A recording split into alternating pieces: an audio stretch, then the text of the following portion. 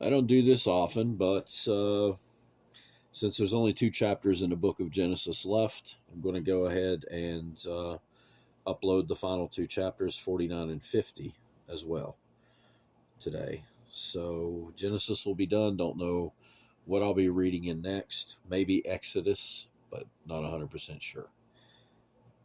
Enough for me, though. This is about God's word, not about me. So let's get started. Chapter 49. And Jacob called his sons and said, Gather together that I may tell you what shall befall you in the last days. Gather together and hear, you sons of Jacob, and listen to Israel your father. Reuben, you are my firstborn, my might and the beginning of my strength, the excellency of dignity and the excellency of power. Unstable as water, you shall not excel, because you went up to your father's bed, then you defiled it. He went up to my couch.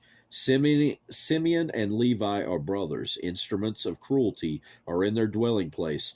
Let not my soul enter their council. Let not my honor be united to their assembly. For in their anger they slew a man, and in their self-will they hamstrung an ox. Cursed be their anger, for it is fierce, and their wrath, for it is cruel. I will divide them in Jacob and scatter them in Israel. Judah, you are he whom your brothers shall praise. Your hand shall be on your neck, on the neck of your enemies. Your father's children shall bow down before you. Judah is a lion's whelp. From the prey, my son, you have gone up. He bows down, he lies down as a lion, and as a lion who shall rouse him? The scepter shall not depart from Judah, nor a lawgiver from between his feet, until Shiloh comes, and to him shall be the obedience of the people, binding his donkey to the vine, and his donkey's colt to the choice vine. He washed his garments in wine, and his clothes in the blood of grapes. His eyes are darker than wine, and his teeth whiter than milk.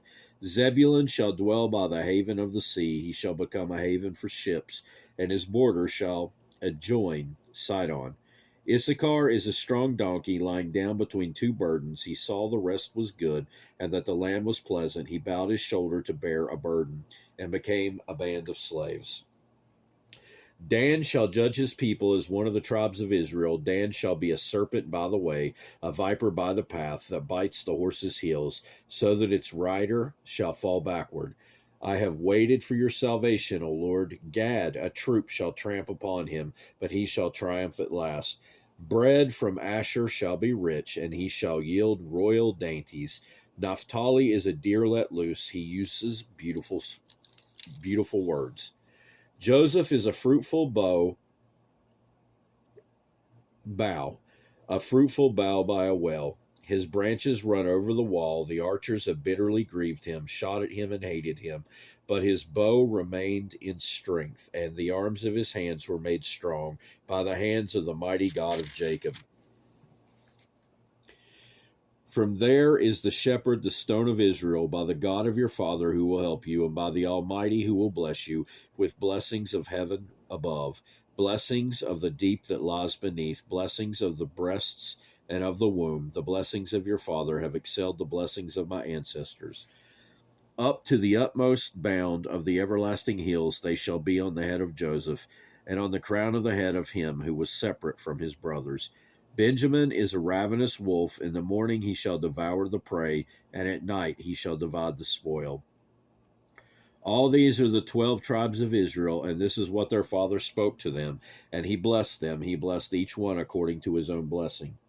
Then he charged them and said to them, I am to be gathered to my people. Bury me with my fathers in the cave that is in the field of Ephron the Hittite, in the cave that is in the field of Machpelah, which is before Mamre in the land of Canaan, which Abraham bought with the field of Ephron the Hittite as a possession for a burial place.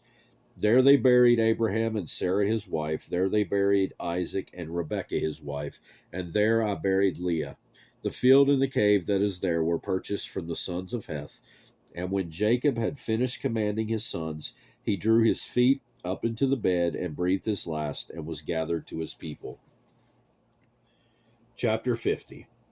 Then Joseph fell on his father's face and wept over him and kissed him. And Joseph commanded his servants, the physicians, to embalm his father. So the physicians embalmed Israel. 40 days were required for him, for such are the days required for those who are embalmed. And the Egyptians mourned for him several days. 70 days, excuse me. Now when the days of his mourning were past, Joseph spoke to the household of Pharaoh, saying, If now I have found favor in your eyes, please speak in the hearing of Pharaoh, saying, My father made me swear, saying, Behold, I am dying in my grave, which I dug for myself in the land of Canaan. There you shall bury me. Now therefore, please let me go up and bury my father, and I will come back. And Pharaoh said, Go up and bury your father, as he made you swear. So Joseph went up to bury his father, and with him went up all the servants of Pharaoh and the elders of his house and all the elders of the land of Egypt, as well as the house of Joseph, his brothers, and his father's house. Only their little ones, their flocks and their herds, they left in the land of Goshen. And there went up with him both chariots and horsemen, and it was a very great gathering. Then they came to the threshing floor as Atad, which is beyond the Jordan, and they mourned there with a great and very solemn lamentation. He observed 7 days of mourning for his father, and when the inhabitants of the land, the Canaanites, saw the mourning at the threshing floor of Atad, they said, This is a deep mourning of the Egyptians. Therefore its name was called Abel Mizraim, which is beyond the Jordan. So his sons did for him just as he had commanded them, for his sons carried him to the land of Canaan, and buried him in the cave of the field of Machpelah, before Mamre, which Abraham had bought with the field from Ephron the Hittite, as property for a burial place. And after he had buried his father, Joseph returned to Egypt, he and his brothers, and all who went up with him to bury his father. When Joseph's brothers saw that their father was dead, they said, Perhaps Joseph will hate us and may actually repay us for all the evil which we did to him. So they sent messengers to Joseph, saying, Before your father died, he commanded, saying, Thus ye shall say to Joseph, I beg you, please forgive the trespass of your brothers and their sin, for they did evil to you. Now please forgive this trespass of the servants of the God of your father. And Joseph wept when they spoke to him. Then his brothers also went and fell down before his face, and they said, Behold, we are your servants. Joseph said to them, Do not be afraid, for I am in the place of God. But as for you, you meant evil against me, but God meant it for good, in order to bring it about, as it is this day, to save many people alive. Now therefore do not be afraid. I will provide for you and your little ones, and be comforted. And he comforted them, and spoke kindly to them.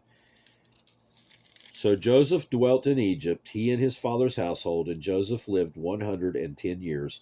Joseph saw Ephraim's children to the third generation. The children of Machir, the son of Manasseh, were also brought up on Joseph's knees. And Joseph said to his brethren, I am dying, but God will surely visit you and bring you out of this land to the land of which he swore to Abraham, to Isaac, and to Jacob. Then Joseph took an oath from the children of Israel, saying, God will surely visit you, and you shall carry up my bones from here. So Joseph died, being 110 years old, and they embalmed him, and he was put in a coffin in Egypt. And that will do it for the book of Genesis. Again, not sure where I'll read from next, but again today, I hope you have a great rest of your day, and goodbye.